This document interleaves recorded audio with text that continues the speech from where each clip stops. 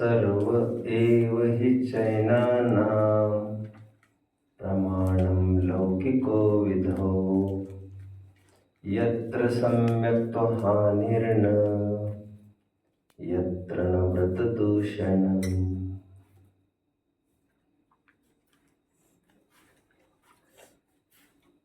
सोमदेव सूरी ये फरमाते हैं कि जैनियों को वह काम करना चाहिए, जैनियों की प्रवृत्ति लाइफस्टाइल वह होनी चाहिए जिससे न ही उनके सम्यक्त्व में कोई आँच आए और न ही व्रत में कोई दूषण लगे। हमारे ग्रंथों में एक सहज प्रश्न चल पड़ा, यह जिन दर्शन, यह जिन शासन चंद्रमा समान, पूनम के चंद्रमा समान अत्यंत निर्मल होने पर भी इसका विकास क्यों नहीं हो पा रहा है? ये मलिन कैसे हो गया? उसका उत्तर देते हुए आचार्य विद्वान ये कहते हैं, पंडितैर भ्रष्टश्चारित्रे बठरश्च तपोधने शासनम जनचंद्रस्य निर्मलम मलिनी कृतम। यह जिन शासन चंद्र समान निर्मल होने पर भी दो जनों ने इसमें कालिमा पोत दी। कौन दो जन? पंडितेर भ्रष्टस, बहुत आगम का स्वाध्यायी होने पर भी क्रियाओं में शिथिलता है, ऐसे उन लोगों के कारण हमारा धर्म बदनाम हो गया। एक, पंडित होने पर भी भ्रष्ट आचरण वाले। And on the other hand, कोई मुनि भी हुए हैं, इतना तपश्चरण करते हैं, तपोधन, बट फिर भी बठर जैसे है। बठर जैसे मतलब उन्हें तत्व ज्ञान, आत्मा परमात्मा का कोई ज्ञान ही नहीं है, बस क्रियाएं जैसी तैसी ओढ़ रखी है। पंडितैर भ्रष्टश्चारित्रे बठरश्च तपोधने शासनम जिनचंद्रस्य निर्मलम मलिनीकृतम। सिर्फ हंगामा करना मेरा मकसद नहीं है। दुष्यंत कुमार का वेरी फेमस कोट है, सिर्फ हंगामा करना मेरा उद्देश्य नहीं है, मेरा मकसद नहीं है। मेरा मकसद है कि कुछ सूरत बदलनी चाहिए। इस सीने में न सही, इस सीने में सही हो कहीं भी आग, यह आग जलती रहनी चाहिए। मोक्षार्थियों, बहुत ही सुंदर और अहम मुद्दे पर आज हमें बात करनी है। वैसे सदासुखदास जी रत्नकरण शावकाचार्य की वचनिका लिखते समय पेज 116 पर ये लिखते हैं, जिन मंदिर हमारे धर्म के आयतन है, सेंटर्स है, सेंटर्स, ये शांति क्रिएटिंग सेंटर्स है। ये हमारे अहिंसा धर्म के ये आयतन है। वे ही आगे लिखते हैं, अतः जिनालयों के बिना, जिन मंदिर के बिना मोक्ष मार्ग में प्रवृत्ति नहीं बन सकती। अतः ये जिनालय मोक्ष मार्ग में प्रबल निमित्त है, वहां से पढ़ लेना चाहिए। बट कभी विचार किया है आपने कि जिनालयों में, जिन मंदिरों में ऐसा क्या है ऐसी क्या खासियत, क्या खूबी है जिससे हम जिनालयों को समो शरण के पासंग में, समकक्ष में खड़ा करते हैं? वह अतिशयकारी चीज कौन सी है जिसके कारण जिनालय की इतनी महिमा की गई है ग्रंथों में? वह अतिशयकारी चीज कौन सी है? जिनबिंब, राइट। यदि जिनबिंब को गौण करो तो जिनालय में तो ऐसा कुछ भी नहीं है। जिस प्रकार किसी चेतन आदमी को, जिंदा आदमी को, यद्यपि जीव तो जीव है, शरीर तो शरीर है, फिर भी शरीर को जीव के साथ रहने से उसे भी अजीब बने, जीव पने का आरोप होता है कि नहीं होता है? ठीक उसी प्रकार 9 देवों में जिनालय को, जनमंदिर को भी एक देव बताया गया है। क्यों? कल तक तो एक वास्तु मात्र थी, बट एक जिनबिंब वहां पर विराजमान करने से उसे भी देवपने का उपचार चालू हो गया।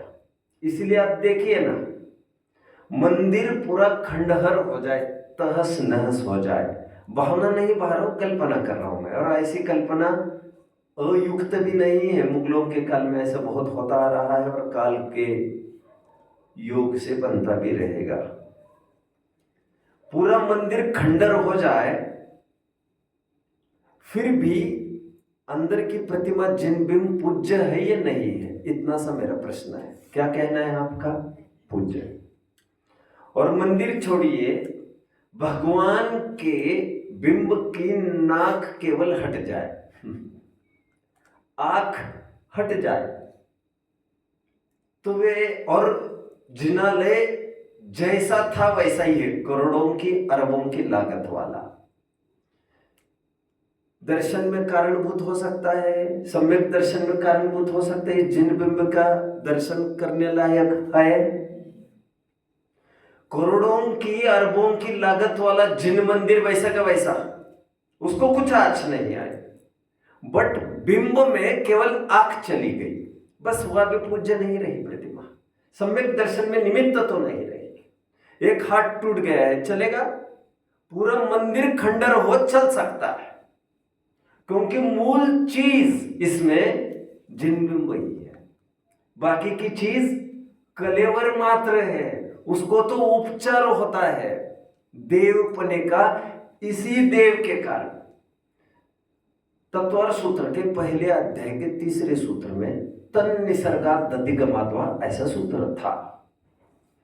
उस सूत्र में सम्यक दर्शन के कारण की मीमांसा चल रही थी। सम्यक दर्शन कैसे होता है? कहते निसर्ग से भी होता है और अधिगम से भी होता है। अभी मैं विस्तार में नहीं जाऊंगा, बट जब बाह्य साधनों की चर्चा की, सम्यक दर्शन के लिए एक्सटर्नल रॉ मटेरियल क्या क्या रिक्वायर्ड है, तो उसमें जिनबिंब का उल्लेख किया है। टोडरमल जी तो मोक्ष मार्ग प्रकाशक के 5वें पेज में यहां तक कहते हैं, कैसे है वे जिनबिंब? एक जिनोपदेश के बिना भी, जैसे हमारे हित की सिद्धि तीर्थंकर आदि के बिंब के दर्शन से होती है, वैसे ही हित की सिद्धि इन जिन प्रतिमाओं के दर्शन से होती है। ऐसे कृत्रिम अकृत्रिम सभी प्रकार के जिनबिंबों को हमारा नमस्कार हो। पेज नंबर 5 के बॉटम पर पंडित जी इस बात को कह रहे थे। मैं यह सब महिमा मंडन कर रहा हूं जिनबिंब की, और मैं ये कह रहा हूं इसी जिनबिंब के पीछे मंदिर को समोशरण बताया गया है, और मंदिर को हम देव मानते भी हैं। ऐसा सब होने पर भी बच्चों, ऐसा सब होने पर भी आपको पता होना चाहिए, जैन धर्म मूलतः भाववादी है, प्रवृत्तिवादी नहीं है, क्रियाकांडी नहीं है, भाववादी है। टेक्निकल भाषा में जैन दर्शन निवृत्तिवादी है, प्रवृत्तिवादी नहीं है, त्याग पर बल देता है, साधनों को जुटाने पर फोकस कराता नहीं है। मजबूरी में चलते चलते कोई साधनों की जरूरत पड़े, बट साधनों का आलंबन ये कमजोर और कच्ची दशा की निशानी मानी जाती है। इसलिए कमजोर स्थिति में जिन बिंबों को साधन के रूप में प्रयोग करने की आज्ञा दी गई है, और ये उत्तम साधन है जिन बिंब मूर्त से अमूर्त की ओर जाने के लिए, साकार से निराकार की ओर जाने के लिए, हमारा आत्मरूप दर्शाने के लिए ये प्रबल साधन होने पर भी जैन दर्शन ये कहता है साधना साधनों की मोहताज नहीं हुआ करती। इसलिए हमारे ग्रंथों में ऐसे भी छंद मिलते हैं योग सार में, देह देवल में रहे जन मंदिरों में खोजते। कहाँ रहता है वो भगवान? देह देवल में रहे जन मंदिरों में खोजते। लोग कहाँ पर ढूंढते हैं? मंदिरों में खोजते। हंसी आती मानो सिद्ध भोजन खोजते। इतनी हंसी आती है इनके मूर्खपने को देखकर, मानो सिद्ध भगवान भिक्षा के लिए घर घर भटक रहे हो। संभव है ये? सिद्ध भगवान घर घर भटक सकते भिक्षा के लिए? क्षुधा व्याधि का ही अभाव हो गया है उनके, तो निर्दोष हो गए हैं। और ऐसे में ऐसी कल्पना करना ऐसा है जैसे कहते लोग मूर्खता करते और भगवान की खोज करने के लिए मंदिर में चले जाते हैं। वो भगवान कहाँ रहते हैं? देह देवल में। कबीर ये कहते हैं, माला तो कर में फिरे जीभ फिरे मुख माही, मनवा फिरे बाजार में यह तो सुमिरन नाही। माला फेरत झुक गया भयान मन का फेर, कर का मन का छाड़ के मन का फेर। एक मराठी फिल्म भी आई थी आज से करीबन 30 से 35 साल पहले। फिल्म का नाम था, जो मैं हमेशा कहता हूं, देव नाही देवार्यात। क्या फिल्म का नाम था? देव नाही देवार्यात। फिल्म यद्यपि मैंने देखी नहीं है, लेकिन वो पोस्टर आते जाते मैं महीना भर देखता रहा। चौराहे पर ही वो पोस्टर था जो ये कह रहा था कि भगवान किसी देवालय में नहीं रहते। और साहित्यिक कवि भी बराबर ऐसे ही कह रहे हैं, देवो न विद्यते काष्ठे न पाषाणे न मृण्मय। क्या कहा? देवो न विद्यते काष्ठे, किसी लकड़ी में भगवान नहीं है, न पाषाण, न किसी पाषाण में भी भगवान है, न मृण्मय, न मिट्टी में भी भगवान है। भावो ही विद्यते देव तस्मात् भावो ही कारण। अरे भगवान तो अपने अंदर में विराजता है। मन चंगा तो कटौती में गंगा। मन आपका पवित्र रखो तो आपको कहीं जाने की गरज नहीं। क्यों फिरता गिरनार, क्यों फिरता काशी, तेरे अंदर में है। ये भगवान विराजता है।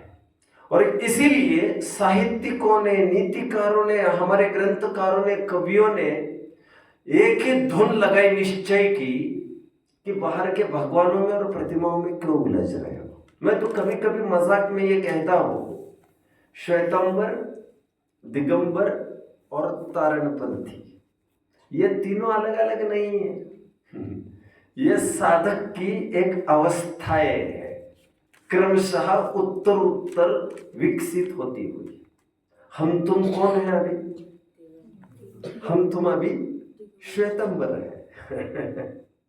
We are clad in white and hence Shvetambar.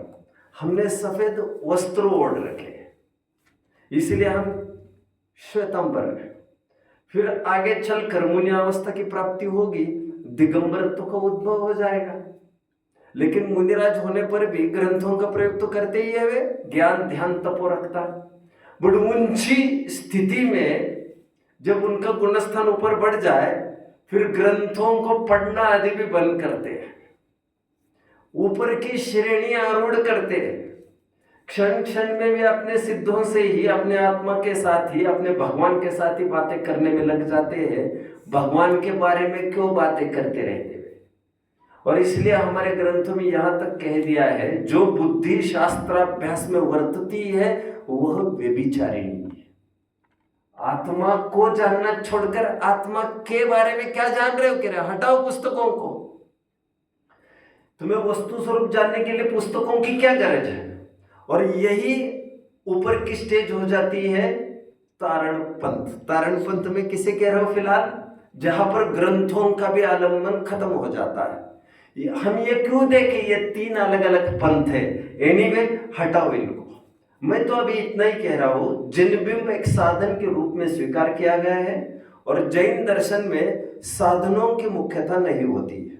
बिना साधनों की यदि आप काम कर सकते हो तो वैसा ही सही, अटक नहीं है। देव दर्शन का नियम मुनिराजों के होता है क्या? मुनिराजों के होता है? ये षट आवश्यक श्रावकों के लिए कहे गए होंगे। थोड़ी देर बाद मैं इसकी तरफ बढ़ रहा हूं। एनीवे, मेरे कहने का तात्पर्य यह है, जैन दर्शन भाव प्रधान ही रहा है और इसीलिए श्रावकाचार के ग्रंथ 1000 वर्ष में कुछ भी लिखे नहीं गए। कुन स्वामी होने के 1000 वर्ष बाद तक श्रावकाचार के कोई ग्रंथ लिखे नहीं गए बच्चों।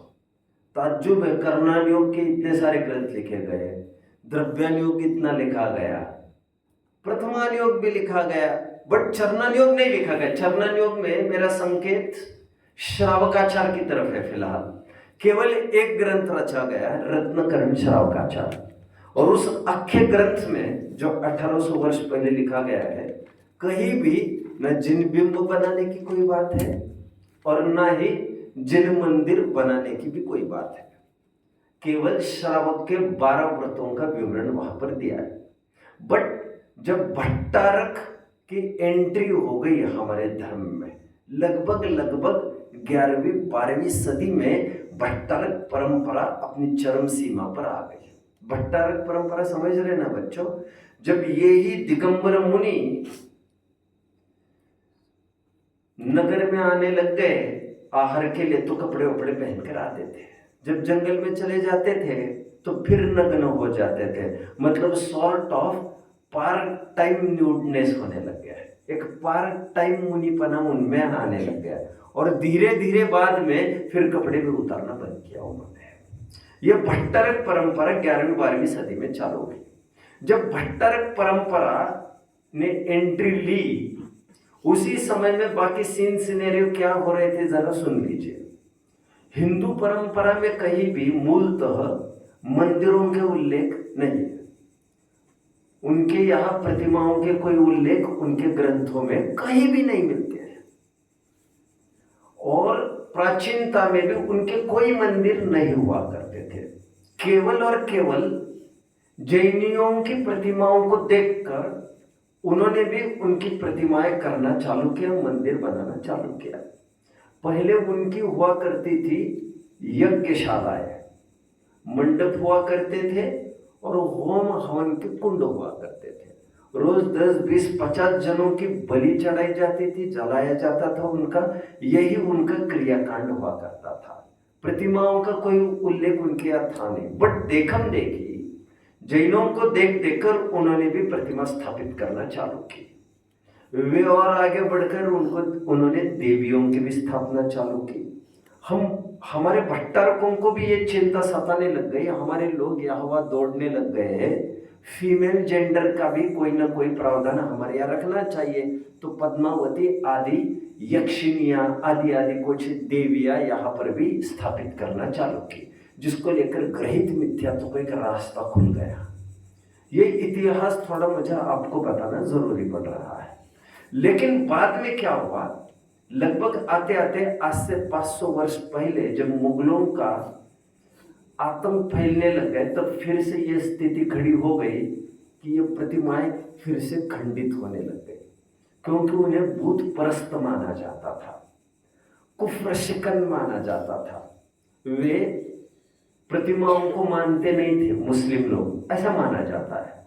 और देखी तो तोड़ मरोड़ कर दी। आप जानते होंगे, मैंने कभी जिक्र भी किया था यहाँ पर ही, तुळजापुर में भवानी के की मूर्तियों को तोड़ा फोड़ा गया अफजल खान के द्वारा, जानबूझकर, इसीलिए ताकि शिवाजी उनके सामने आ जाए।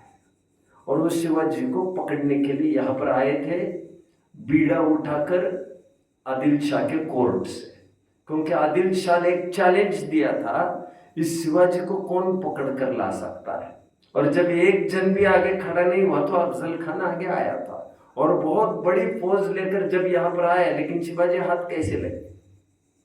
तो शिवाजी हाथ लगने के लिए इन्होंने यह तांडव मचाना चालू किया और मूर्तियां फोड़ना चालू की, बट शिवाजी तब भी बाहर नहीं आए। खैर, मैं तो आपको मुगलों की थोड़ी सी रीति नीति बता रहा हूं। उनके डर से हम फिर से प्रतिमाओं को छिपाकर फिर से गाड़ने लग गया।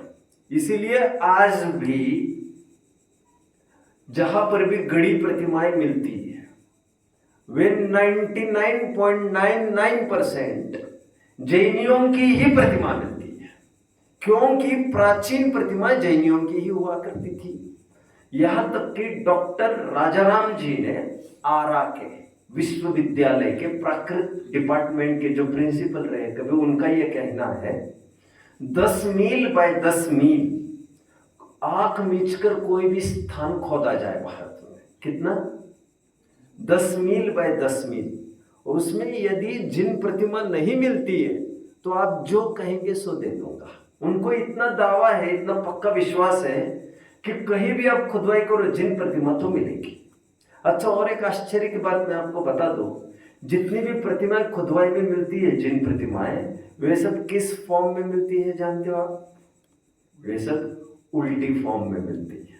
मतलब सिर ऊपर नहीं रहता उनका, सिर उनका नीचे रहता है, क्योंकि वे जानते थे कभी खुदवाई होगी तो कुदाली आदि के निमित्त से यदि ये पार्ट चला जाए पूरा, यहां पर भी कहीं भी थोड़ी सी क्रैक टच आ जाए, फिर तो पूज्य ही हो जाएगी प्रतिमा।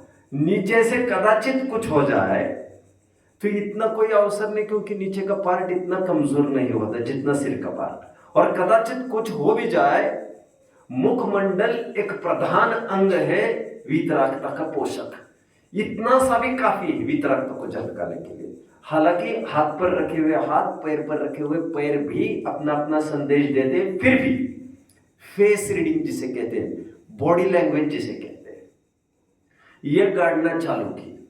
अब भट्टारकों ने क्या किया देखिए, उस जमाने में भट्टारकों ने, जब ये मुगलों का आतंक थोड़ा थोड़ा ठंडा पड़ने लग गया, अच्छा और एक बात, काफी सारी प्रतिमाएं गाड़ी जाने लग गई इस डर से कि मुगल आकर इसे खंडित न कर दें प्रतिमाओं को, और इक्की दुक्की प्रतिमाएं मंदिर रहने लग गए, और बिल्कुल चुपचाप ऐसे जगह पर जिससे ऊपर से पता ही नहीं चले कि नीचे कोई विशाल मंदिर होगा। आज भी सोनागिर वगैरह यदि कोई गया होगा, कभी किसी का योग बना है जाने का उस तरफ? अच्छा, आप लोगों का नहीं बना, तो ऊपर से ये कोई कल्पना नहीं कर सकता कि नीचे इतना बड़ा मंदिर हो सकता है। ऊपर से देखने पर लगता है ये तो जमीन जैसी जमीन है, लेकिन उस जमाने की याद आती है जब इतने चोरी छिपे नीचे मंदिर हुआ करते थे। तो मुगलों के दृष्टि से ओझल थे ये मंदिर, चुपचाप जैनियों को पता रहता था, वे अंडरग्राउंड के रूप में केवल जाते थे, वहां पर दर्शन करते थे। तभी से दीप की भी एक परंपरा चालू हो गई, क्योंकि वहां अंधेरे में दर्शन किए जाते थे, और थोड़े से धूप की भी व्यवस्था होने लगे, क्योंकि बहुत दुर्गंध होती थी परकोलेशन के कारण, और उसी का रूप आज 20 पंथ चालू हो गया। बट वो समय की एक जरूरत थी, ऐसा भट्टारक समझते हैं। मरता क्या न करता, हमारे सामने यही समस्या थी, हम क्या करते। लेकिन आज वो कोई समस्या रही नहीं है।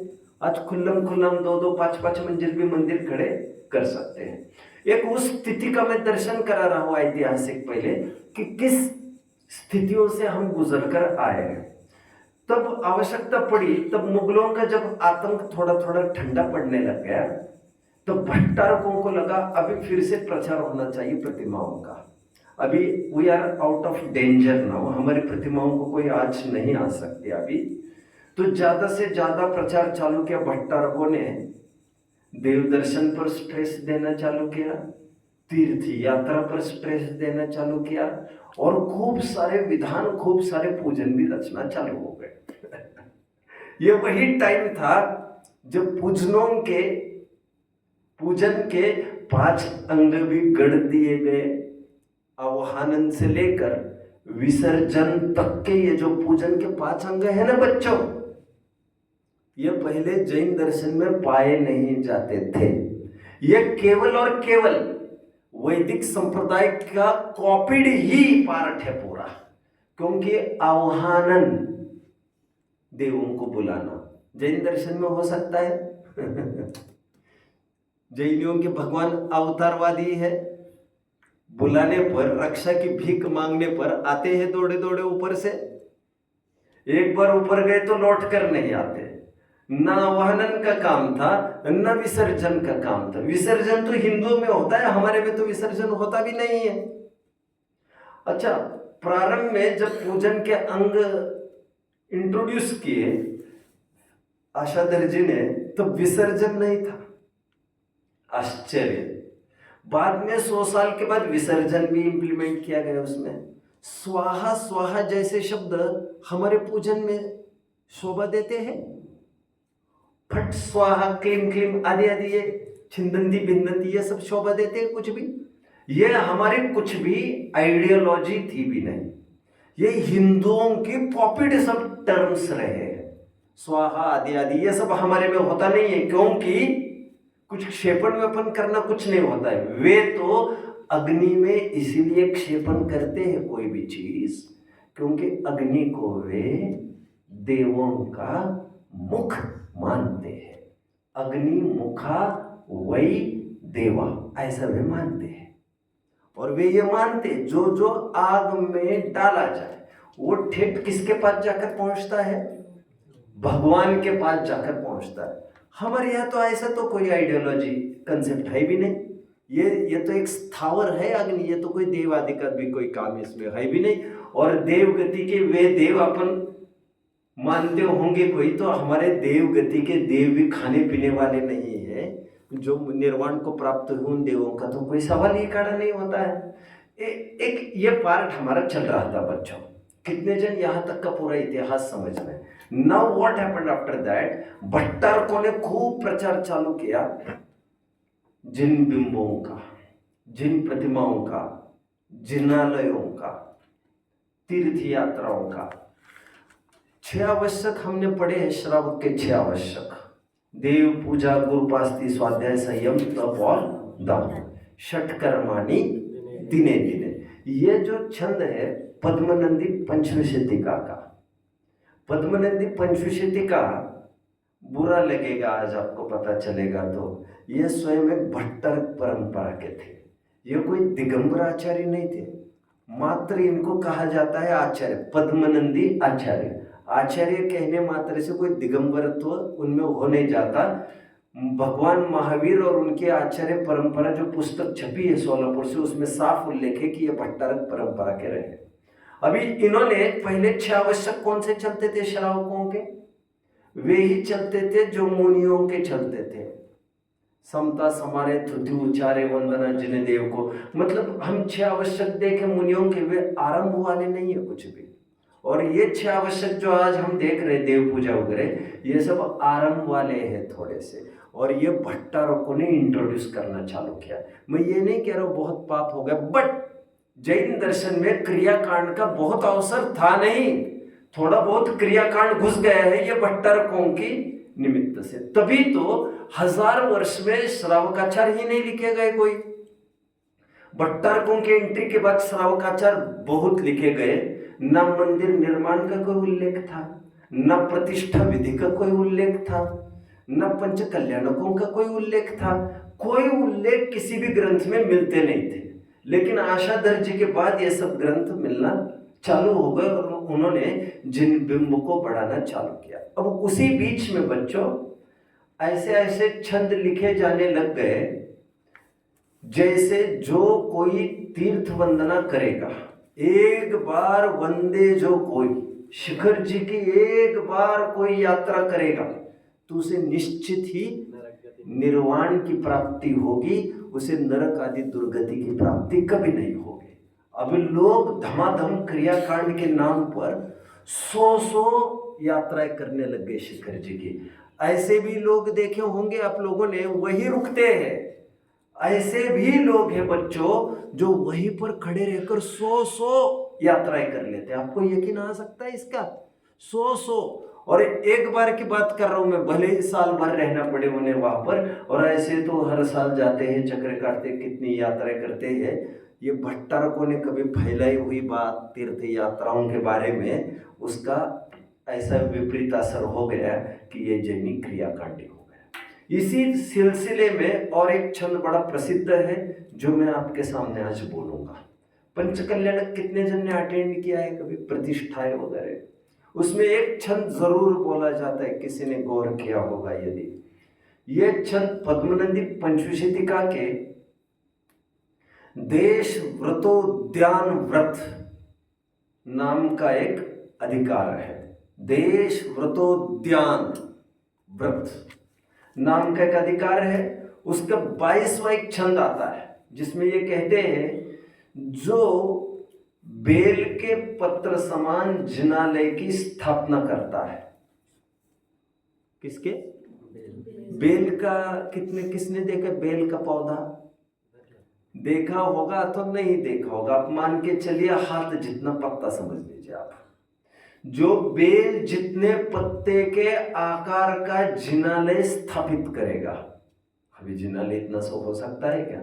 अलंकारिक भाषा, जो इतना सा जिनालय स्थापित करेगा और जो जितनी जिन प्रतिमा स्थापित करेगा। जो समझते? जो नहीं जानते।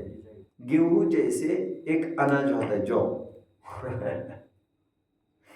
गेहूं, चलो अब गेहूं मानकर चलिए, क्या कह रहे हैं?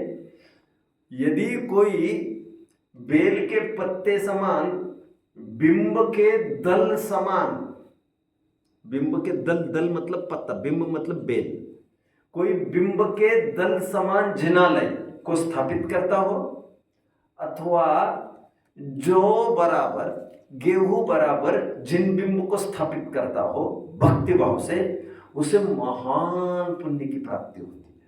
और जो ये दोनों करता है उसके पुण्य की प्रशंसा करने के लिए सरस्वती भी समर्थ नहीं है। ऐसा एक छंद है, मैं आपके सामने पढ़कर दिखाऊंगा। क्या छंद है? आशय कोई बताएगा मुझे आप में से? छंद का क्या आशय है? हाँ बोलिए। जो बेल के पत्ते समान जिनालय बनाएगा, उसमें गेहूं समान जिन बिंब स्थापित करेगा, उसे बहुत पुण्य मिलेगा। दोनों में से एक भी करेगा तो महान पुण्य है। यदि दोनों करता है तो उसके पुण्य का कहना ही क्या, उसके पुण्य को कहने में सरस्वती भी समर्थ नहीं है। देखो एक छंद है मेरे सामने, मैं इसको पढ़ के दिखा रहा हूं। देश व्रतोद्यन अधिकार है ये। श्लोक 22वां। बिंबादलोन्नति यवोन्नतिमेव भक्त्या ये कारयन्ति जिनसद्मजिनाकृति च पुण्यं तदीयमिह वागपि नैव शक्ता स्तोतुं परस्य किमुकारयितु द्वयस्य। यदि दोनों भी करे तो उसका कहना है क्या? इन सभी प्रकरणों के माध्यम से मैं आपके गले उतारना चाहता हूं, भट्टारकों ने खूब प्रेरणा करना चालू की। ये वही टाइम है बच्चों जब उस जमाने में जीवराज पापड़ीवाल नाम के एक व्यक्ति हुए, जिनका मैं हमेशा उल्लेख करता हूं। कौन? जीवराज पापड़ीवाल। लगभग 500 वर्ष पहले ये हुए। इनकी क्या खासियत रही? इनकी खासियत ये रही, इन्होंने अपने अरबों की प्रॉपर्टी पूरी लगा दी और सभी जिन प्रतिमाएं बना दी। और रोजाना ये बैलगाड़ी भर के जिन प्रतिमाओं को भर भर के ले जाते थे गांव गांव, और ये कहते थे जिनको जितनी चाहिए विराजमान कर लीजिए। यह तब का काल था जब थोड़ा सेफ माहौल होने लग गया था। और अभी अभी जिन प्रतिमाओं को बड़े प्रदर्शन के रूप में सबके सामने न स्थापित की जा सकती थी, न प्रतिष्ठाएं होती थी, न शोभा यात्राएं होती थी, रास्ते पर दबे पांव चुपचाप सब कुछ करना पड़ता था। लेकिन काल थोड़ा सुरक्षित होता जानकर खूब प्रतिमाओं को विराजमान करवाना चालू किया। और उसमें खाद पानी किसने डाली? भट्टारकों ने खूब प्रचार किया। जो प्रतिमाओं को स्थापित करेगा उनको बहुत पुण्य लगेगा, भव भव की पीड़ाएं, भव भव का पाप, संचित पाप, वो सब धुल जाएगा। जो प्रतिमा को स्थापित करते वो निकट भव्य है, वो निर्वाण की प्राप्ति करेगा। ऐसा इतने प्रलोभन दे देकर भट्टारकों ने सर्वत्र उस बात को बढ़ा दिया। और भट्टारक क्रियाकांडी होते थे। और जिन प्रतिमाओं को हटाकर देखो जिन मंदिरों को, तो क्रियाकांड का कोई अवसर ही नहीं रहता। मंदिर है, प्रतिमाएं है, तो थोड़ा क्रियाकांड का अवसर रहता है। स्थानक में कोई गया है श्वेतांबरों के? आपने देखा होगा वो स्थानक मतलब एक हॉल जैसा होता है, वहां पर कुछ भी नहीं होता है। कुछ भी मतलब यहां तक कि अभी तक वहां पर लाइट फिटिंग्स भी नहीं हुआ करती थी। श्वेतांबरों की मैं बात कर रहा हूं। उनके यहाँ तो सूर्यास्त के बाद ताली भी नहीं बज सकती। आरंभ पर इतनी रोक लगी है, जीव दया की इतनी मुख्यता। अब वहां पर क्रियाकांड का कोई अवसर नहीं था खास। बट जब प्रतिमाएं घुस गई तो वहां पर खूब अवसर होने लगे। कोई लकड़ी की प्रतिमाएं स्थापित करने लग गया। अब लकड़ी की प्रतिमाओं को तेल और घी से मर्दन की जाने लग गई, जिससे काष्ठा संग चालू हो गया। क्यों? क्योंकि लकड़ी में दरारें आने लग गई थी। फिर रोजाना उसका पंचामृत अभिषेक होने लगा, दही से, घी से। क्यों? क्योंकि लकड़ी को तेल से मर्दन होना जरूरी है निरंतर, नहीं तो उसमें मर्दन आता रहता है। इसलिए हम भी पॉलिश वॉलिश करते, आप लोगों ने देखा होगा। तो इस प्रकार क्रियाकांड को खूब अवसर आने लगे। कुछ न कुछ द्रव्य चढ़ाता है आदमी, कुछ न कुछ करने लगता है। इस प्रकार अवसर चालू हो गया। भट्टारकों का इसमें काम सदने लग गया, नहीं तो उनको कौन पूछता। बट अभी लेटेस्ट क्या होने लगा है, मैं थोड़ा सा उस पर सीन सिनेरियो पर बात करता हूँ। एक्चुअली बात क्या है मैं थोड़ी बता दूँ आपको। नेशन वाइड एक सेमिनार अरेंज हो रहा है, अभी एक गोष्ठी अरेंज हो रही है। गोष्ठी का टाइटल है पुराने जिनालयों का जीर्णोद्धार करना या नवीन जिनालयों का संवर्धन करना, क्या है उचित। अब मैं इसमें बात करने के पहले थोड़ा मैं ये कहना जरूरी समझता हूँ, जिनालयों का स्वरूप समझना जरूरी है। पहले एक बार जिनालयों का स्वरूप समझने लग जाए तो अपने आप सब कुछ कंट्रोल में आने वाला है। कंट्रोल में आने वाला है कहकर मुझे जो कहना है वो मैंने कह दिया है। देखो मैं कुछ अभी आपको ऐसे पहलुओं का दर्शन कराऊंगा जिससे आप हिल जाएंगे, जमीन खिसक जाएगी पैर के नीचे के आपकी। अब सुनते जाइए, कुछ पॉइंट्स को मैं आपको गिनाता जाऊंगा। हमारे ग्रंथों की मर्यादा ये कहती है, पॉइंट वाइज आप भी मुझे बताते जाइए कितने पॉइंट्स हो गए। हमारे ग्रंथों की मर्यादा कहती है केवल और केवल तीर्थंकरों की ही प्रतिमाएं स्थापित हो सकती है। इसका मतलब क्या हुआ बच्चों, जरा मुझे कोई बताएगा, जरा कोई मुझे बताएगा प्लीज जल्दी। इसका मतलब फिर तीर्थंकरों के अलावा और किसकी होती है? कोई पूछेगा तो आप क्या कहेंगे? न भरत की स्थापित हो सकेगी, न बाहुबली की स्थापित हो सकेगी, इनका तो काम ही गया। इसलिए आप देख लीजिए प्राचीन मूर्तियों में न एक भी बाहुबली की मूर्ति दिखेगी और न एक भी भरत की मूर्ति कहीं दिखेगी आपको। इकलौती एक बाहुबली की मूर्ति है, श्रवण बेलगोला की, गोमटेश्वर की, 1000 वर्ष पूर्व की। उसे यद्यपि वो कोई लेटेस्ट नहीं है, 1000 वर्ष हो गए ये तो मैं मानता ही हूं, बट इकलौती एक ही प्रतिमा है इतिहास में। बाकी बाहुबली की जितनी प्रतिमाएं हुई है वो इन्हीं 100 वर्षों में हुई है। उससे पहले और एक बात बता देता हूं मैं, जितनी प्रतिमाएं भारतवर्ष में आज स्थापित, उन सब की प्रशस्ति जाकर आप देख लीजिए। लगभग लगभग प्रतिमाएं स्थापित मिलेगी आपको 500 वर्ष पहले की, लगभग। ऐसा क्यों है? ना 400 की, ना 300 की, ना 200 की, मैक्सिमम आपको 80% तब की मिलेगी। क्यों? जैसा मैंने अभी कहा, तब का काल एक सेफ्टी का काल आने लग गया, तो तब अधिक से अधिक प्रतिमा स्थापित की गई। बट कितना तमाशा हो गया उससे, वो थोड़ा मैं दर्शन कराता हूं पहले आपको। पहला पॉइंट मैंने क्या कहा?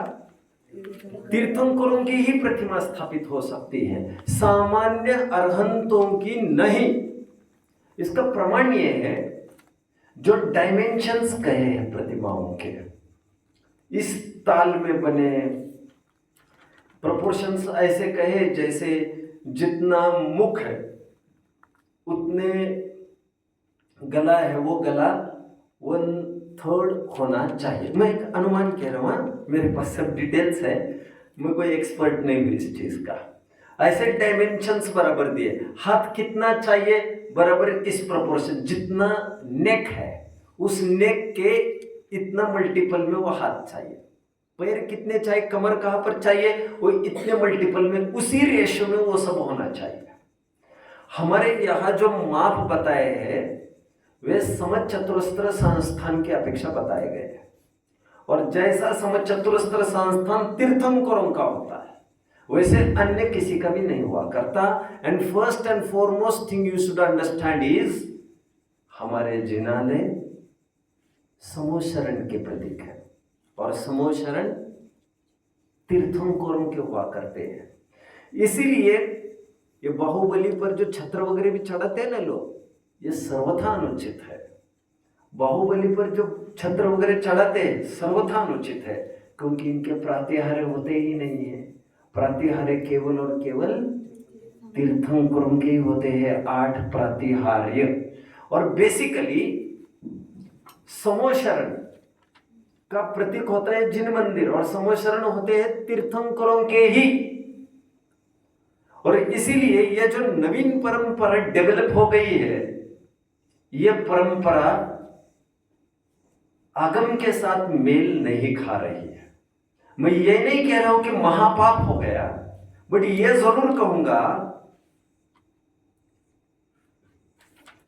कि उपयोग की व्यग्रता को एक नया अवसर मिल गया, और आदमी का उपयोग 25 जगह लगने लग गया, वैरायटी में उलझने लग गया, गेलुब्धता में झुलसने लग गया। अब ये थोड़ा वो, अभी इनकी प्रतिमा, अब उनकी प्रतिमा, अब उनकी प्रतिमा, ऐसा लगने लग गया।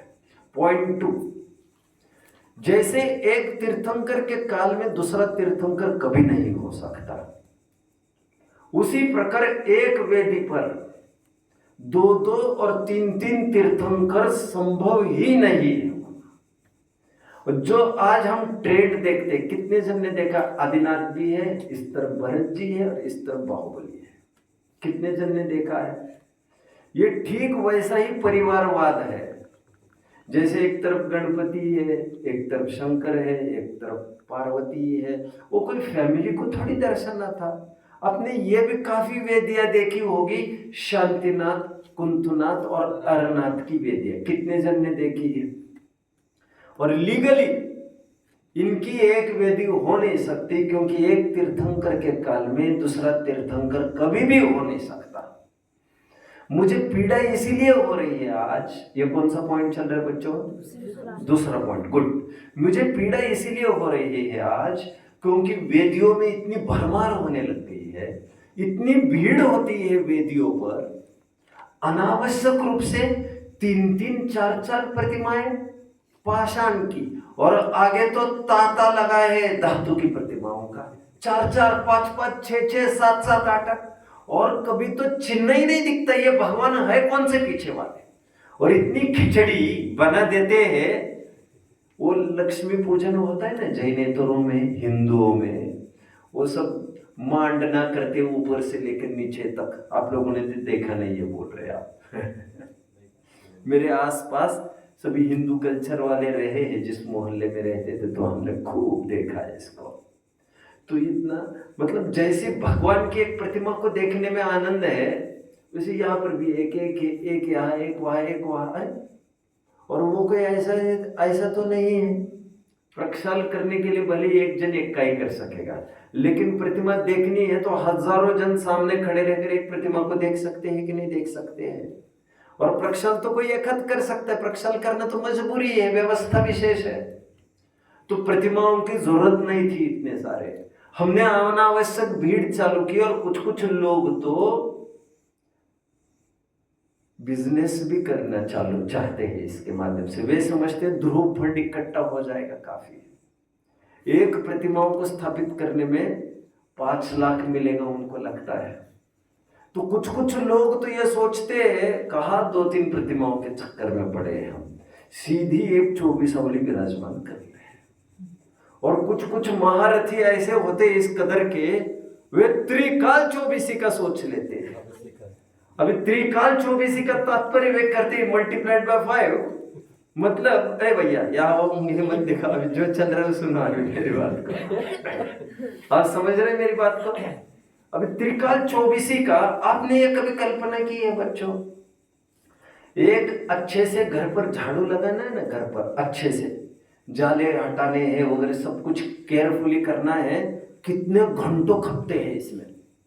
अभी आप कल्पना करिए, एक पुजारी, अच्छा एक प्रतिमा की मन से प्रक्षाल करना है, उसमें कितना टाइम लगता है कभी भी आप देख लीजिए। इतने मैंने थोड़े टाइम पहले कहा भी है, कई जगह ये कहा है, अब मैं चरण पादुका की तरफ जल्द ही बढ़ूंगा तब मैं खास कहूंगा, काई लग जाती है बच्चों, काई, यह हालत बिगड़ जाती है।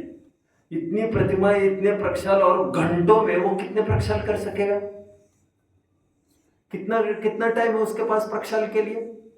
वो नाश्ता करेगा कि नहीं? 8 बजे उसको नाश्ता करना है किसी भी कीमत पर। ठंड के दिन में 7 बजे मान के चलो दिन खुलेगा, हाँ या ना? उसके पास टाइम कितना है प्रक्षाल करने के लिए? पानी कब खींचेगा वो? हालत इतनी खराब है बच्चों। ये तो नए पॉइंट्स पे बनाना चाहिए। पॉइंट 3 लिख लीजिए, आप लिख लीजिए, प्रक्षाल कब चालू होगा? प्रक्षाल के लिए दिन उगने के बाद चाहिए उसको, वो नहाए, प्रक्षाल करने वाले नहाए और फिर धोती दुपट्टा आदि सब पहनकर फिर कुएं में पानी खींचने के लिए चले जाए। और अब देख लेना, मैं दावा करके कह रहा हूं आपको, 100 में से 90 मंदिरों की आप छानबीन कर लीजिए। कल से चालू कर सकते हैं आप, कल सुबह से चालू कर सकते हैं देखना, तो आप पाएंगे 100 में से 90 मंदिरों में बिलछानी किस कैटेगरी की डाली जाती है, आपके होश उड़ जाएंगे। एक झटके में नल चालू किया जाता है, वो फटाफट, और छन्ना कोई रुमाल धर जेब का निकाल कर, बिलछानी का कोई काम नहीं है, फटाफट। और ये सब काम, आश्चर्य, ये सब काम अंधेरे में होता रहता है। रात्रि में हम कुछ भी करने के त्यागी है, और ठेठ 3 लोग के नाथ के सामने उनकी व्यवस्था के लिए अब ठेठ सूर्योदय के पहले ये सब व्यवस्था चालू करना चाह रहे हैं। और उनको लगता है इतने सारों का प्रक्षाल कैसे होगा? बाबा प्रक्षाल तो वैसे नहीं होगा, प्रतिमाएं कम से कम 100 है, पुजारी तू अकेला है, और 1 घंटा है तुम्हारे पास। अब तुम कल्पना कर सकते हो 1 घंटे में 100 प्रतिमाएं वो कैसे प्रक्षाल करता होगा। कहीं कहीं के जाले तक नहीं निकलते हैं, महीनों महीनों और सालों सालों यह हालतें बनी रहती है। एनीवे, जो भट्टारकों ने प्रचार किया इतना, प्रतिमाएं विराजमान करो, प्रतिमाएं विराजमान करो, पूर्व संचित पाप आपके धुल जाएंगे, उसका आफ्टर इफेक्ट, उसका डिसएडवांटेज क्या हुआ, जो आपको ठेठ दुर्गति की खाई में झोंक रहा है, वो मैं थोड़ा आपको दर्शन करा रहा हूं। तमाशा क्या क्या होना चालू किया, और इतनी वेदियां इतनी भरी रहने लग गई हमारी, प्रतिमाएं प्रतिमाएं प्रतिमाएं प्रतिमाएं। यहाँ पर सिमंदर भी है, यहाँ पर बाहुबली भी है, यहाँ पर भरत भी है, भगवान ही भगवान, इतने वैरायटी। जैसे भोजन में मिठाई भी हो, नमकीन भी हो, ये भी हो, थोड़े वो भी हो, थोड़े वो भी हो। इसलिए मैं हमेशा कहता रहा हूं, सिंहासन एक, राजा एक, वेदी एक, भगवान एक। होना तो यही चाहिए। एनीवे, पॉइंट 3 क्या लिखा है? प्रक्षाल का समय सूर्योदय के पूर्व, कहा तो कुछ ये अनुचित है। चौथा पॉइंट आप लिखेंगे, है ना, हायर्ड पुजारी। एक चौथी बात आप ये लिखेंगे, और इसमें समस्या यह बन गई, इतनी प्रतिमाएं तुमने स्थापित कर दी, और यदि गांव कोई खाली होना हो, जो कि खाली होते जा रहे बहुत सारे गांव, तो गांवों की प्रतिमाएं शहरों में भेज दी जाती। कितने जन जानते हैं इस बात को? जब गांव ही खाली होने लग जाए, तो गांव का इकलौता मंदिर था, आज तक 2-3 फैमिलीज जैसे तैसे प्रक्षालन करती थी। अब 2-3 फैमिलीज में कोई रहे नहीं। आपने कहां पर देखा ये? हमारे गांव में जैनी रहे नहीं कोई, जैनी रहे नहीं होंगे ना कोई, और रहते भी है 1-2 फैमिलीज, तो वहां पर एक पुजारी हायर करके उसको कहा जाता, भैया तुम जैसे तैसे करते रहो। लेकिन व्हाट नेक्स्ट के लिए फिर यह कदम उठाए जाते हैं, वो प्रतिमाएं सब शहरों में लाई जाती है।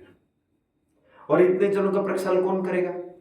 कोई दिक्कत नहीं, हम गांव से पुजारी हायर करेंगे। मतलब गांव से प्रतिमा आएगी तो गांव से पुजारी भी एक हायर किया जाएगा उसके लिए, और वो रोजाना सबके प्रक्षालन करता रहेगा। मतलब एक तरफ टेकचंद जी, गुमानी राम जी ये कह रहे, गुमानी राम जी कौन है? ये टोडरमल जी के पुत्र। वे यहां तक कह रहे हैं कि माली की परछाई भी नहीं पड़नी चाहिए मंदिर के आसपास, द्रव्य वगैरह उठाने के लिए भी झाड़ू आदि सब स्वयं जैनी करें। साफ ये लिखा है, पुजारी वगैरह हायर्ड नहीं चलेगा, क्योंकि कमर्शियली काम होगा। वो भावनाओं से कैसे काम कर सकेगा? वो आई एम नॉट डिनाइंग, इक्का दुक्की की मैं बात नहीं कह रहा हूं, बट अक्सर ऐसा होगा ही, लगभग ऐसा देखने में आएगा। तो ये पुजारी वगैरह ये बिल्कुल हायर्ड नहीं चाहिए, पेईज नहीं चाहिए, एम्प्लॉय के रूप में नहीं चाहिए, ऐसा साफ उल्लेख गुमानी राम ने किया था। What about that point? आगे का पॉइंट विचार करो। नाउ, प्राचीन जितने भी मंदिर आपको दिखेंगे, वहां पर कहीं भी चरण पादुकाएं स्थापित नहीं मिलेगी आपको। आज जो चरण पादुकाएं दिखने लग गई है मंदिरों में, कितने जन ने देखी चरण चिन्ह होते? चरण चिन्ह ये सब उपज बच्चों केवल 50-60 साल की है। यदि 100 साल पहले मुड़ के देखिए आप इतिहास को, आपको चरण चिन्ह जैसा कोई कंसेप्ट नहीं दिखेगा, कोई कंसेप्ट। मैं आपको यह कह रहा हूं, 100 साल में इतना विघटन हो गया धर्म का, इतना तहस नहस हो गया है जिसकी हद नहीं। और एक साइकोलॉजी होती है जो जन्म से ही देखते आते हैं, वो एक नेचुरल चीज लगने लगती है। जिन्होंने 2 फेजेस देखे हैं अपने जीवन में, पहले ऐसा थोड़ा ऐसा है, अटपटा लगे तो कदाचित उसको लगे। आप कल्पना कर सकते हो, बिना लाइट के जीवन भी था, अंधेरे में ही जीवन जिया जाता था। कल्पना कर सकते हो, बिना मिक्सी के बिना चक्की के काम चलता था। कितना अटपटा लगेगा आपको। नल छोड़ा और पानी आने लग गया, स्विच चालू किया और मोटर इजेक्ट करने लगे पानी को बाहर, कितना अटपटा लग रहा है आपको। ये एक टाइम था जब मोटर ही नहीं थी, आपको मैं कहूँ तो आपको कितना अटपटा लग रहा है। अरे तब वो जमाना था जब रेहेड के माध्यम से पानी खींचा जाता था। All the things used to happen manually. पहले टाइम की ये बात थी, जब हाथ चक्कियां चलती थी, तब का वो जमाना था। आपको ये सब कुछ कहेंगे तो कितना अटपटा लगेगा। अभी लालटेन में पढ़ाई होती थी, कितना अटपटा लग रहा होगा आपको। पहले मैच स्टिक भी नहीं हुआ करती थी, ये तो आप जानते हो। मैच स्टिक की खोज अभी हो गई 300-400 साल पहले, I am not very sure. और पहले वो क्या कहते हैं उसको, फायर स्टोन इंग्लिश में क्या कहते हैं, उसके माध्यम से फायर क्रिएट किया जाता था पहले। अब उस जमाने में हम सोचने लग जाओ, पहले ऐसे फोन थे भैया, पहले 1, 2 3 4 10 बार उसको घुमाओ, ऐसा ऐसा पहले फोन चलते थे तो यकीन नहीं आएगा। पहले टीवीज टेप रिकॉर्डर सीडीज वगैरह नहीं थे, तो ग्रामोफोन वगैरह चलता था और वो घूमते रहता था। ये सब आपको कहेंगे तो आप कल्पना नहीं करेंगे। सीडी प्लेयर्स होते क्या, सॉरी वो क्या वीसीआर हुआ करते थे पहले, इतनी कैसेट्स हुआ करती थी पहले, रील हुआ करती थी, वो सब झमेले हुआ करते थे। अभी कल्पना नहीं कर सकते हम ऐसे। अभी तो यूट्यूब का जमाना है, धड़ाधड़ डाल दो और खटाखट लेते रहो, आपको कोई स्टोर नहीं करता उसको।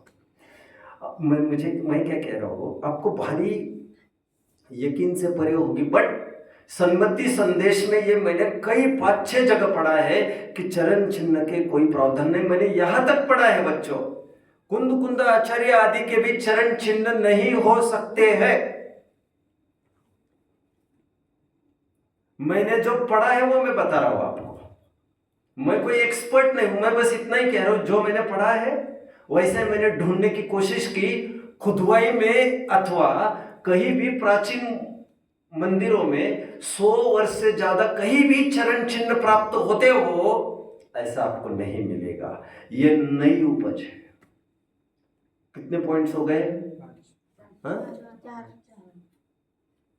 5वें होंगे वैसे। 6th पॉइंट की तरफ बढ़ते हैं। कहीं भी मुनि की प्रतिमा स्थापित नहीं हो सकती। मुनि की प्रतिमा का तात्पर्य मेरा एग्जिस्टिंग मुनि जो अभी हुए हैं, मैं नाम भी नहीं बता रहा हूं के। मुनि की प्रतिमा स्थापित हो सकती नहीं मंदिरों में।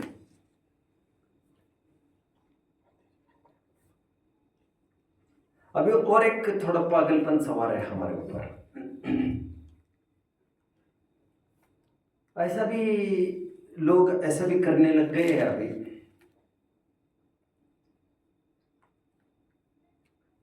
पंच परमेष्टि की प्रतिमाएं चाहिए, अरहंत भी, सिद्ध भी, आचार्य भी, उपाध्याय भी, साधु भी, ओम वगैरह बना के ऐसा करने लग गए हैं।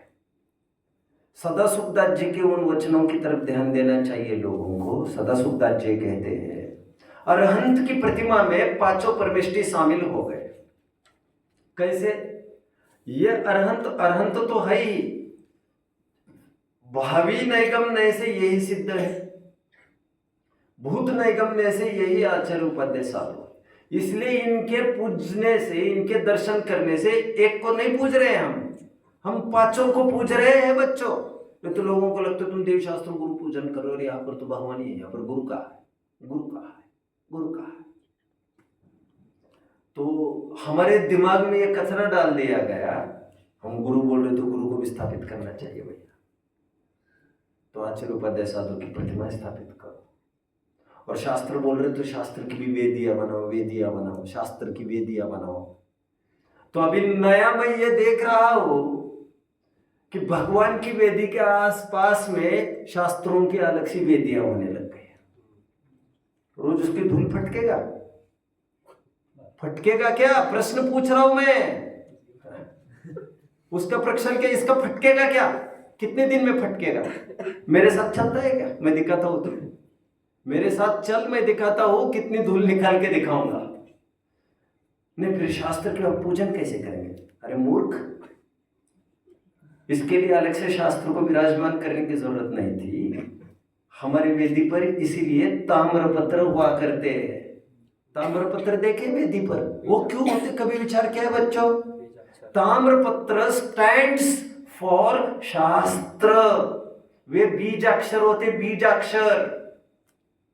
अभी शास्त्र में कितनी दिक्कत है। समय स्थापित किया, फिर महापुराण तो स्थापित ही नहीं किया, फिर तो अरे तुम क्या क्या स्थापित करोगे? पूरा 2 दशांग यहाँ पर लेके आओगे? संभव भी है। इसी को लाइब्रेरी बनाओगे तुम? लाइब्रेरी को लाइब्रेरी रहने दो भैया। यहाँ पर क्या क्या लेके आओगे तुम? तो वो बीज अक्षर हुआ करते थे, और बीज अक्षर में संपूर्ण शुद्ध गर्भित होता है। आपने कभी देखे विधान वगैरह कोई करता है तो ताम्रपत्र लेके आते घर पर? कभी देखा है ऐसा? मैं ये नहीं कह रहा हूं अभी उचित क्या है अनुचित क्या है, मैं उलझना भी नहीं चाहता। ताम्रपत्र विराजमान किए जाते, फिर उनकी पूजन आदि की जाती है। ताम्रपत्र स्टैंड्स फॉर शास्त्र। ये नई नई परंपरा में पंच परमेष्ठियों की स्थापित करने की बात करते हैं, शास्त्र की वेदियों की बात करने लग गए हैं। मैं ये कह रहा हूं, ये मंदिर को खाली रखने नहीं देना चाहते। और जो काम भट्टरकों का होता था पहले जमाने में, हीनादिक रूप से वही काम आजकल के अधिकांश प्रतिष्ठाचारी यही धंधा करने लग गए। यह नहीं वो नहीं, इतनी पीड़ा हुई मुझे, इतनी पीड़ा हुई। अभी लेटेस्ट की मैं बात कर रहा हूँ बच्चों, मैं तो वैसे ही अभी काफी जगह जाके आया हूं मैं और लोग कहते हैं चलो यहाँ पर मंदिर बनाए, चलो यहाँ पर मंदिर बनाए, यहाँ पर। मैं लगभग अभी मुझे बहुत इंटरेस्ट नहीं है, सच पूछो तो मैं सही कह रहा हूँ आपको। कहीं घूमने फिरने में कोई इंटरेस्ट नहीं, यहाँ के मंदिर जाओ, वहाँ के तीर्थ जाओ, बट रास्ते में लगा है, हम मना नहीं कर सकते, चलो तो चलो। बट और एक तमाशा मैं क्या देख रहा हूँ, पॉइंट नोट करिए आगे। और ये देख रहा हूँ मैं, इतनी पेंटिंग्स चालू की है अभी मंदिरों में। वेदिया इतनी पेंट कर लेते हैं जैसे कुदेर दी हो पूरी। ये इस कलर में चाहिए, वो उस कलर में चाहिए, वो उस कलर में चाहिए, वो अशोक वृक्ष है उसको हरा कर दो, ये कर दो। पहले वेदिया इतनी डिसेंट दिखती थी, पूरी व्हाइट रहती थी, केवल भगवान दिखते थे। आज वेदियों को इतना रंग बिरंगी, महामंडल है तो उसको गोल्डन कर दीजिए, अशोक वृक्ष है उसको हरा कर दीजिए, फिर अशोक वृक्ष को कोई फल भी होते होंगे वो एक लाल करिए, एक पीला करिए। अरे कोई ड्राइंग टेबल है तुम्हारी, स्केच बुक है तुम्हारी इतना गुदेर दिया है, उसको कलर्ड बना दिया है, मतलब सब मजा किरकिरा हो गया और रोना आ गया मुझे। मंदिर बनाने की होड़ करना चाह रहे हैं, मंदिरों का स्वरूप क्या होगा? टोडरमल जी ने इंद्रध्वज विधान किया था बच्चों, आज से 250 वर्ष पहले एक इंद्रध्वज विधान हुआ था जो देशव्यापी हुआ था। और उसमें मांडना बनाया था, बहुत बड़ा शामियाना रचा गया था, बहुत विशाल, जिसमें 13 द्वीप बनाए गए थे। कितने? 13 द्वीप। और कृत्रिम चैत्यालय बनाए गए थे सब, वो जहाँ जहाँ पर कंसर्न है। तो उसमें जितने भी पेंट्स का प्रयोग किया था, आपको आश्चर्य होगा, यह सब होममेड शुद्ध थे। अभी आज के तारीख में मंदिरों में जो पेंट होंगे वो पेंट कैसे बनते हैं? क्या तुम्हारी प्रतिमाएं दिगंबर है? क्या जिनबिंब तुम्हारे जिनालय आपके दिगंबर है? कितनी हिंसा का तांडव, एक पेंट को बनाने में कितनी हिंसा होती है। जो झूमर टांगा है तुमने, वो झूमर किस किस प्रोसेस से बनकर आया है? कांच जानते हो ना बच्चों, अशुद्ध मानी गई है वैसे तो कांच। अपने किसी व्रती त्यागी को देखा है कांच के बोतल में कुछ पीते हुए? Why not? Why not? क्योंकि कांच के बनने में बड़ी हिंसा होती है बच्चों। आपने देखा होगा, यदि आई एम टॉकिंग अबाउट कौन सा पार्ट है वो, यूपी में फिरोजाबाद। कभी योग बना तो आपको वहां पर ले जाया जाना चाहिए। आप यकीन नहीं मानेंगे बच्चों, ऐसे फर्नेसेस के पास बैठे रहते हैं बच्चे, जानते हो कांच की फैक्ट्रीज में। उनको लिटरली एक जन पानी पिलाता रहता है निरंतर, और एक जन निरंतर काम करता रहता है। हजारों डिग्री फर्नेसेस के पास रहकर उनका क्या हालत होगी उनकी, आप कल्पना करिए ना। और 10-20 साल काम कर सकता है वो वहां पर, 20 साल के बाद वो आउटडेटेड हो जाता है। एक शास्त्रीय विद्वान है स्वयं वहां के, उनकी शायद फैक्ट्री, वे स्वयं बताते हैं इस बात को। तुम मंदिर को सजाना चाहते हो, एट व्हाट कॉस्ट? इतनी हिंसा की बलि। सदाशिवदास जी की लाइन क्या बोल के दिखाई थी 116 पेज की? यही, अहिंसा धर्म के आयतन है। जिनालय क्या है? अहिंसा रूपी परम धर्म के आयतन है ये। इतना पेंटिंग्स, इतनी हिंसा। और जहां तक मैं समझता हूं, कोई भी पेंट हिंसा के बिना नहीं बनता होगा आज का। अब मैं यहां से पढ़ के भी दिखाऊंगा, शायद मुझे कल का और एक पीरियड लग सकता है, देखूंगा मैं क्या होता है। टोडरमल जी ने जहां पर सब होममेड चीजों का यूज किया था, ऐसा साफ उल्लेख मिलता है मर्यादित सामग्री का पेंट के रूप में। जो भी पेंट के रूप में, पेंट कोई वर्ड नहीं यूज करना चाहिए उसके लिए, नहीं तो आपके दिमाग में और कोई बात घुस जाएगी, विचार करना चाहिए। नेक्स्ट, आगे की बात लिख लीजिए आप। मंदिरों में आजकल एक और नया तमाशा चालू हो गया है। मैं जो जो कह रहा हूँ, यू मे रिफर जैन निबंध Ratnavali part 2 and part 1 also you can refer. मैं पेज नंबर पे एग्जैक्ट बता सकता हूँ। वहाँ का एक लेख है, मैं लेख का नाम भूल रहा हूँ। क्या हमारे मंदिर त्याग धर्म को दर्शाने वाले है, इस आशय में एक लेख है, वो जरूर पढ़ लेना चाहिए। मैं इसलिए उनको कोट कर रहा हूं, मैं यदि कहूंगा तो शायद आपको जमेगी नहीं। बच्चों, भगवान हम देख रहे हैं, ऊपर क्या है भगवान के? छत्र। अब और एक बात समझ लीजिए आप, 100 वर्ष पहले का कोई भी मंदिर विश्व का, उनके भगवान के ऊपर कोई छत्र नहीं मिलेगा आपको, ना पीछे महामंडल मिलेगा, कुछ भी नहीं मिलेगा। ये सब बातें आपको, ये चवर लटके हैं आज, ये सब कुछ भी नहीं दिखेगा, कुछ भी नहीं। अटपटे कितना लग रहा होगा आपको सुनने के लिए, बट मैं कहूंगा तो आपको जचेगी जरूर बात, क्योंकि मूल परंपरा जैनियों की ये रही है। ये 8 प्रातिहार्य उत्कीर्ण हुआ करते थे इन स्टोन ही, ये क्या कहना चाहिए, इंस्क्राइब्ड इन स्टोन ओनली होता था ये सब पूरा।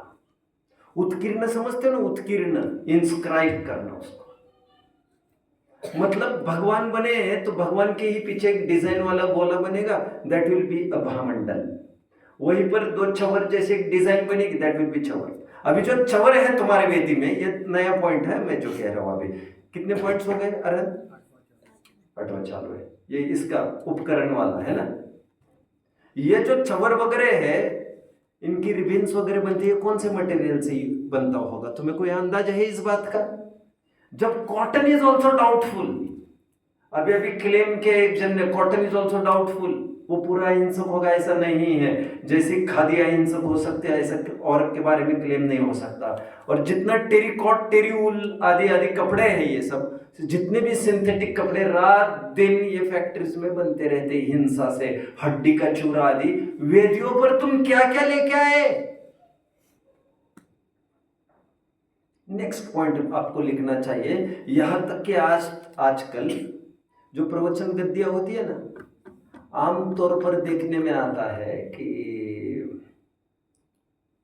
जो झिनवानी वगैरह होती है, वो आप लोगों ने आपके स्थान पर देखा होगा, अचार में होती है वो झिनवानियां। देखिए आपने, कितने जन ने नोट किया है? Jinvani is wrapped in a cloth, कपड़े में, एक कपड़े में वो बांधी हुई रहती है। अभी ये पूछा जाए ये कपड़ा किस मटेरियल का बना है? अच्छा, आप देख रहे हो इसको, इसलिए you are not feeling uneasy. And जब से आप पैदा हुए आप ऐसी चीजें देखते आ रहे हो, तो आपको कुछ भी अटपटा नहीं लग रहा है ये देखकर, जबकि आपको पता होना चाहिए। अच्छा, मैं पहले ये भी बता दूं आपको, हम इतने लकीर के फकीर हैं, हम समझते हैं ग्रंथ है तो उसको रैप का तो करना ही चाहिए। अरे पहले जमाने में, जैसा मैं कहता आ रहा हूँ, पहले जमाने में ये ग्रंथ ऐसे स्टिच नहीं हुआ करते थे। पहले जमाने में पेपर पर पेपर रखा जाता था, आज से 300 वर्ष पहले मैं चल रहा, 200-300, और फिर जरूरत पड़ती थी उन पेपर्स को ऐसे थोड़ी रखेंगे, उनको फिर एक कपड़े में उसको रैप किया जाता था, फिर उस पर नॉट बांध दी जाती थी। दैट वाज टाइम्स नीड, वो समय की जरूरत थी। आज तो कोई जरूरत नहीं है ये इसकी। एंड ठीक है कोई करता हो तो, बट शुद्ध मटेरियल ही गद्दी पर होना चाहिए था। तुम मंदिरों को, वेदियों को, प्रवचन गद्दियों को दिगंबर रहने भी दोगे? सबसे तीखी बात मुझे लगती है वेदियों की, जो वेदियों को इतने भड़कीले कलर से पेंट करते हैं। I think my time is over now, मैं कल कंटिन्यू करूंगा।